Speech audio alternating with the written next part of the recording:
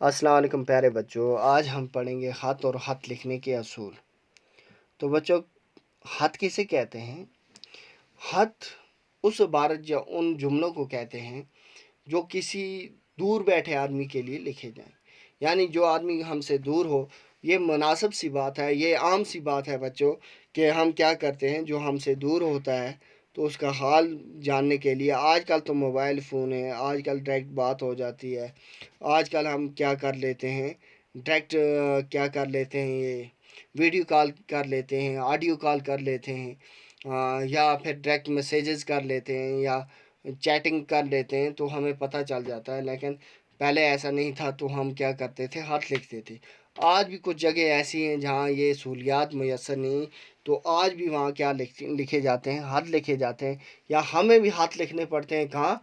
ऐसी जगह जहाँ मतलब कुछ ये चीज़ें दस्तयाब नहीं, या वो नेटवर्क एरिया से बाहर होते हैं या कुछ दूसरी वजह से बाहर होते हैं, तो हमें क्या करना पड़ता है, ख़त लिखना पड़ता है। तो ख़त, तो जो लोग हमसे दूर होते हैं उनके नाम जो इबारत या जुमले लिखे जाएं उसे ख़त कहते हैं। तो बच्चों, मैंने आपको पहले कहा कि जो भी हमसे दूर होता है, हम उसे जो ख़त में जो लिखते हैं, जो जुमले लिखते हैं या इबारत में जो जुमले लिखते हैं उसे क्या कहते हैं, ख़त कहते हैं। और उसके अलावा क्या है बच्चों, उसके अलावा ये है कि लिख कर बात करना, लिख कर बात करने को भी क्या कहते हैं, ख़त कहलाता है। यानी लिख कर जो बात की जाए उसे हम क्या कहते हैं, ख़त कहते हैं। अब ख़त लिखने के चंद उसूल। ख़त के शुरू में ख़त लिखने वाले का अपना मुकम्मल पता और तारीख़।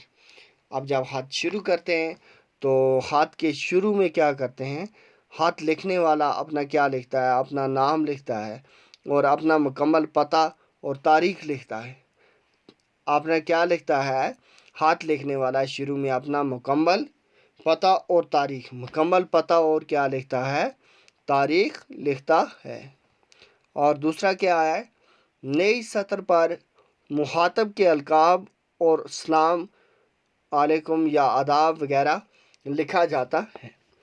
तो क्या अब दूसरी सतर में क्या, मुखातब के अलकाब, जैसे अगर हाथ बाप को लिख रहे हैं प्यारे अब्बा जान, या बड़े भाई को लिख रहे हैं प्यारे भाई जान, या बहन को लिख रहे हैं छोटी बहन है या बड़ी बहन है, तो उसी हिसाब से क्या करते हैं, अलकाब लिखा जाता है। यानी अलकाब का मतलब है जिसको ख़त लिख रहे हैं उसका रुतबा क्या है, आपके साथ रिश्ता क्या है, वो चीज़ें। और फिर सलाम या आदाब या नमस्ते, जिस मज़हब से आप ताल्लुक़ रखते हैं या जो आप कहते हैं जिस मज़हब में या जिस ज़ुबान में, तो वो लिखना।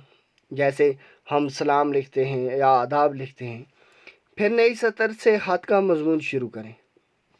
अब उस लाइन को भी वहीं छोड़ना है और नीचे क्या करना है, नई सतर से ख़त का मज़मून शुरू करना है।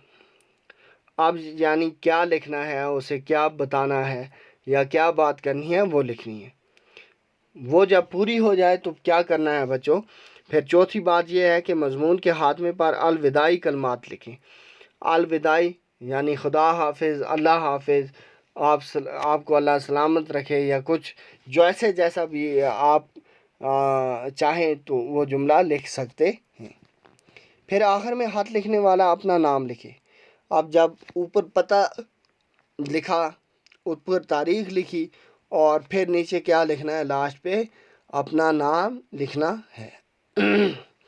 ख़त मुकम्मल होने के बाद एक दफ़ा पढ़ लें ताकि गलती का इम्कान ना रहे। ख़त लिखने के बाद क्या करना है बच्चों, एक बार पढ़ लेना है ताकि अगर कोई गलती वगैरह हो तो वो दुरुस्त हो सके, ताकि कोई गलती रहे ना।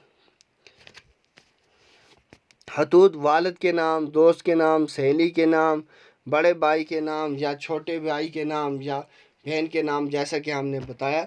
तो बच्चे इस तरह के खतूत होते हैं, ये खतूत के चंद नमूने। तो बच्चों, आज के लिए इतना ही। नेक्स्ट वीडियो में हम किसी ख़त पे बात करेंगे। तब तक के लिए अल्लाह हाफ़िज़।